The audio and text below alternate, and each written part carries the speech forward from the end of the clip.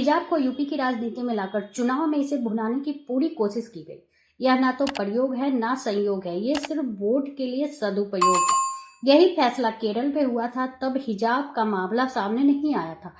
अब कर्नाटक से यूपी तक हिजाब को फैलाया जा रहा है और इसे राजनीतिक फायदे के लिए उपयोग किया जा रहा है। इस पे साधना भारती ने कहा कि ये चॉइस की बात है कि वो हिजाब पहने या ना पहने। इस पर शहजाद पूनावाला को सुनिए। तो मुझे तो लगता है 5 राज्यों में चुनाव को आते देखकर और जाति और धर्म को कैसे धंधा बनाया जाए, क्योंकि बेरोजगारी, महंगाई, महिला उत्पीड़न के मुद्दे, जो बुनियादी समस्याएं हैं वो सामने ना आए, उनको दबाने के लिए ये कर्नाटक एजुकेशन एक्ट 1983 का 133 धारा को इन्होंने अभी क्यों लागू किया? और अगर आपने किया है तो हम कह रहे हैं साधना जी, इस पर पहला ट्वीट राहुल गांधी का ही आया। मैडम इस पर पहला ट्वीट राहुल गांधी का आया। इसको पॉलिटिकल तो क्या बनाया? नहीं, हम ये नहीं कह रहे ना कि कौन क्या पहने और कौन क्या ना पहने। हम तो ये कह रहे हैं कि इस पर कोई भी सत्ता, आपने कहा ना सहयोग है कि प्रयोग है, कि प्रयोग है ना, ये सहयोग है ना ये प्रयोग है, ये सत्ता का दुरुपयोग है जो आज सबके सामने है। अरे हम कह रहे हैं हिजाब पहनना, नहीं पहनना, जीन्स पहनना, साड़ी पहनना, कुछ भी पहनना, ये महिला का अपना अधिकार है। ऐसा है अंजना जी, ये ना प्रयोग है ना सहयोग है, जल्दी से एक छोटा सा जवाब नहीं दुरुपयोग है, ये वोट बैंक का सरासर उपयोग है। मैं आपको बताना चाहता हूं कि किस प्रकार से अगर ये यही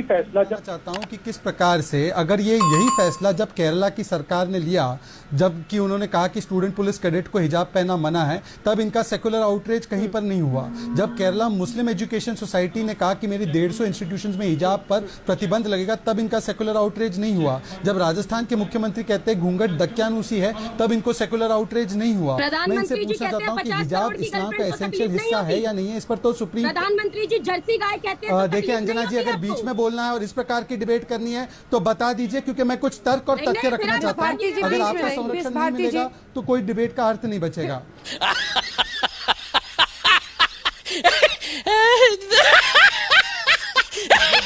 तो इस प्रकार की अवधारणा में चॉइस कहां बची? जैसे आप ओवैसी साहब से पूछ रहे थे कि महिलाओं को अगर ये जरूरी ही पहनना है तो ये चॉइस कहां बची? दूसरी बात, अगर ये चॉइस नहीं बची और अगर चॉइस की बात कर रहे हैं तो चॉइस तो सुप्रीम कोर्ट ने शाहबानू में दिया था कि मेंटेनेंस का चॉइस हो, तो क्यों इसको रोका राजीव गांधी जी ने? शायरा बानू में भी चॉइस दिया था सुप्रीम कोर्ट ने, 3 तलाक का कानून है, इत्याद कर दे महिलाएं, तो उसको क्यों रोकने का, उसका क्यों विरोध करने का काम किया था? ये तो संविधान के तहत हुआ। और आखिरी बात मैं सिर्फ इतना पूछना चाहता हूं कि सती का भी चॉइस था, महिलाएं कुछ चॉइस से ही सती करना चाहती थी। तो क्या अंजना जी, क्या हम इस देश को उस सदी में ले जाएंगे?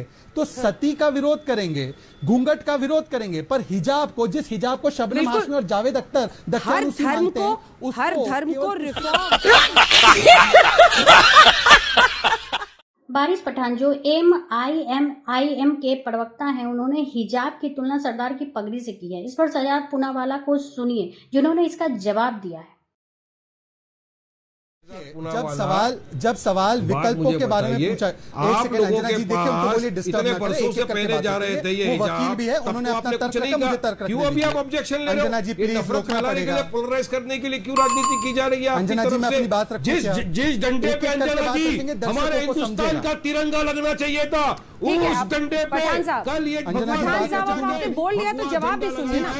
आपको आपत्ति है या नहीं? अपनी बात नहीं कहने दे रहे, इससे कहीं कुछ साबित हो रहा है उस पे, तब उनके ऊपर सेडिशन चार्ज लगाएंगे आप। वारिस साहब अब क्योंकि आपको Campus Front of India, Congress party, इन लोगों ने भड़काया है अपनी राजनीति सीधी करने के लिए, तो उसको नहीं मानेंगे। और अगर आप मानना चाहते हैं तो भाई साहब, सुप्रीम कोर्ट ने 3 तलाक के खिलाफ विकल्प दिया था, उसको क्यों नहीं मानते आप? सुप्रीम कोर्ट ने शाहबानू जैसी महिलाओं को मेंटेनेंस का विकल्प दिया था, उसको क्यों नहीं मानते आप? वो विकल्प नहीं था क्या विकल्प? इन सब पर आपकी क्या राय है, प्लीज कमेंट बॉक्स में जरूर लिखें। प्लीज वीडियो को लाइक और सब्सक्राइब करना ना भूलें। समझ रहे हो आप? समझ रहे हो ना?